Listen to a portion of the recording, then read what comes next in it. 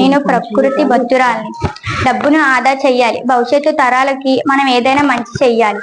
అందుకు నేను ప్రకృతి దేవత కోసం తపస్సు చేస్తున్నాను. ప్రకృతి దేవత అయిన భక్త, నీ తపస్సుకు మెచ్చాను. ఏదైనా ఒక వరం కోరుకో.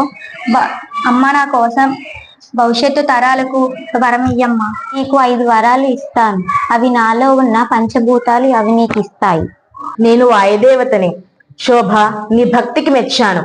నీకు BLDC brushless direct current fan ను వరంగా ఇస్తున్నాను.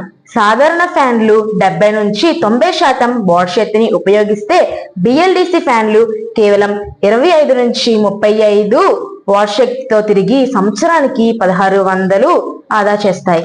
ధన్యవాదాలు తల్లి. నేను ఆకాశ దేవతని. శోభ, నీకు ఎల్ఈడి బల్బ్ లైట్ వరంగా ఇస్తున్నాను. ఇన్కాండిషన్ బల్బులతో పోలిస్తే 90% విద్యుత్ ఆదాయం చేస్తాయి. నేను జలదేవతను. శోభ, నీకు ఏసీలు ఇన్వర్టర్లు వరంగా ఇస్తున్నాను. అవి 30 నుంచి 50% విద్యుత్ ఆదా చేస్తాయి. శోభ, నేను అగ్నిదేవతను. నేను నీకు సోలార్ పవర్ సిస్టమ్ ను వరముగా ఇస్తున్నాను. సోలార్ పవర్ సిస్టమ్ తో నడిచే solar battery, solar water heater, solar cooker ని కూడా వరంగా ఇస్తున్నాను. ఇవి మీ ఇంట్లో కరెంట్ లేకపోయినా సరే నీవు సంతోషంగా ఉండవచ్చు.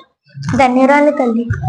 ఇండక్షన్ స్టవ్ వరంగా ఇస్తున్నాను. గ్యాస్ స్టవ్ కంటే మెరుగైనది, తొందరగా వంట అవుతుంది.